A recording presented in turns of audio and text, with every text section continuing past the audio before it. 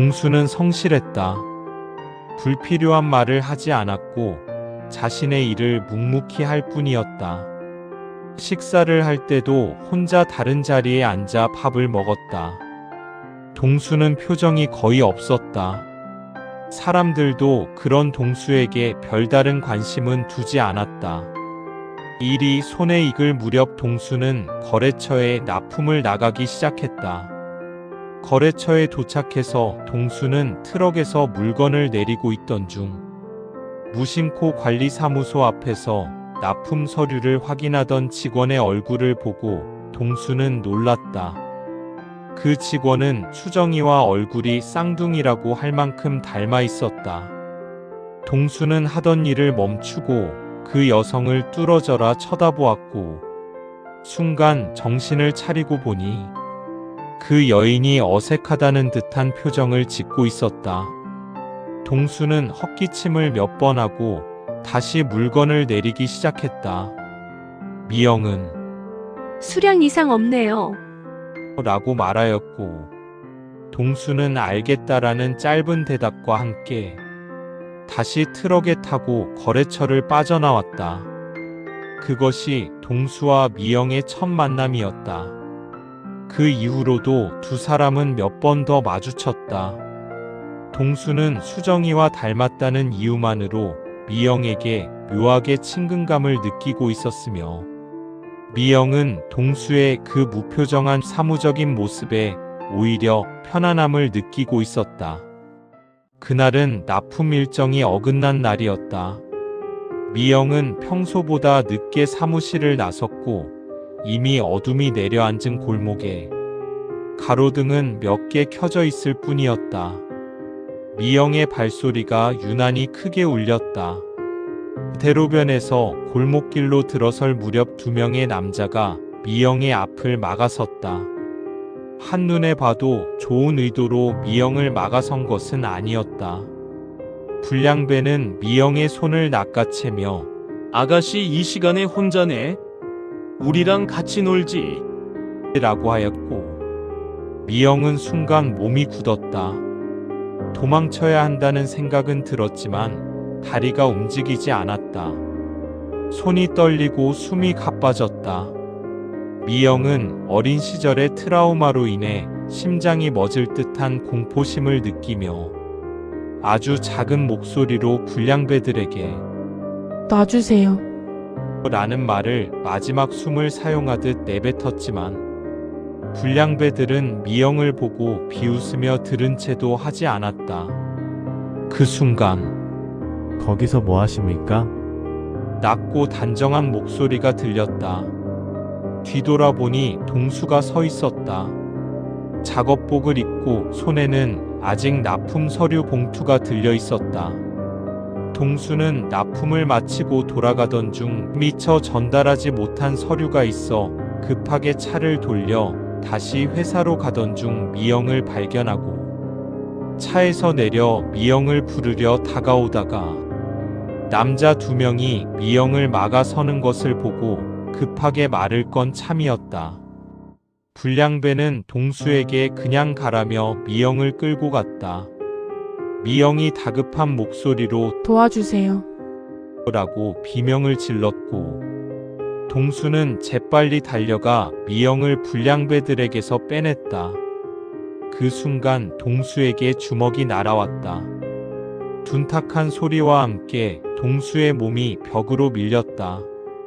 미영은 비명을 질렀고 그와는 상관없이 또 한 대의 주먹 그리고 불량배의 발길질이 동수에게 날라왔다.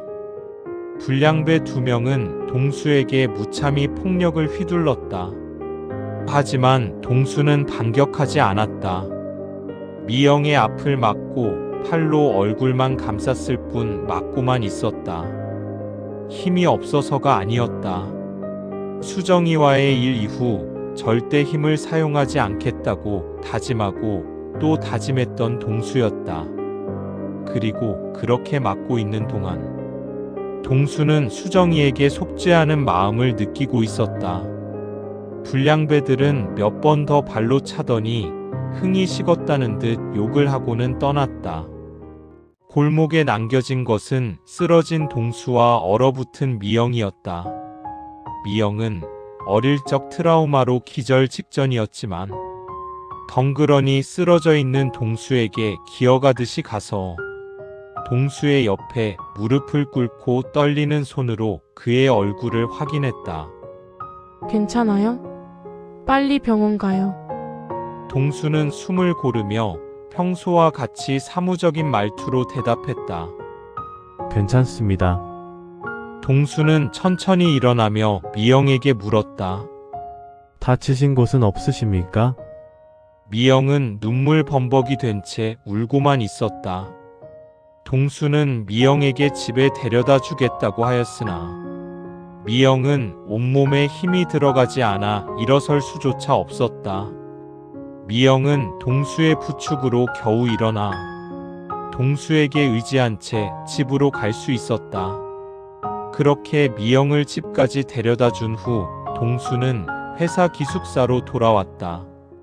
그렇게 며칠이 지난 후 동수는 다시 미영의 회사로 물건을 납품하러 갔다. 하지만 항상 납품 확인을 하던 미영이 아닌 다른 직원이 납품 물건을 확인하러 나왔다. 동수는 그 직원에게 미영에게 무슨 일이 있느냐고 물었고 미영이 그날 이후 건강이 좋지 않아 나오지 못하고 있다는 말을 들었다. 동수는 걱정스러운 마음이 솟구치는 자신을 보며 놀라고 있었다. 수정이가 떠난 이후 그 어떤 일에도 관심을 갖지 않았고 아무 감정을 느끼지 못하던 자신이었다. 동수는 미영의 집으로 발걸음을 옮겼다. 동수는 미영의 집 앞에 도착해 한참을 고민했다. 내가 찾아온 것이 맞는 것인가? 자신에게 그런 자격이 있는가? 스스로에게 수없이 물었다. 한참의 시간이 지난 후 동수는 미영의 집 문을 두드렸고 얼마의 시간이 지난 후 안에서 들릴 듯 말 듯한 누구세요? 라는 미영의 목소리가 들렸다. 동수는 미영에게 자신임을 알렸고 얼마의 시간이 지난 후 문이 열렸지만 들어오라는 소리는 없었다. 미영은 자신의 집에 남자가 들어오는 것에 대해 극도로 부정적이었다. 문을 열긴 열었지만 들어오라는 소리는 차마 입이 떨어지지 않아 한참을 그렇게 서 있었다. 동수는 그런 미영을 묵묵히 기다려 주었다. 말을 먼저 연 것은 동수였다. 몸은 괜찮으십니까? 동수는 말 한 글자 한 글자에 의미를 부여하듯 천천히 신중하게 말했다. 동수의 목소리를 들은 미영은 이상하게 마음이 편해짐을 느꼈다. 그의 말에서 자신을 걱정하는 진심이 느껴졌다. 미영과 동수는 근처에 있는 카페로 갔다. 각자 먹고 싶은 음료를 시킨 후 둘은 마주 앉은 채 한마디도 하지 않고 서로를 바라보았다. 어색할 법도 한 침묵이 이어졌지만 그들은 서로의 눈을 바라본 채 고개를 돌리지 않았다. 동수는 지금까지 수정이와 겹쳐 보였던 미영의 얼굴이 온전한 미영으로 보이기 시작했고 미영은 자신을 쳐다보던 아버지나 다른 남자들과는 다른 동수의 시선에서 편안함을 느꼈다. 어느 순간 둘은 말문이 트였고 서로 무슨 말을 하는지도 모르게 많은 말들을 쏟아내었다.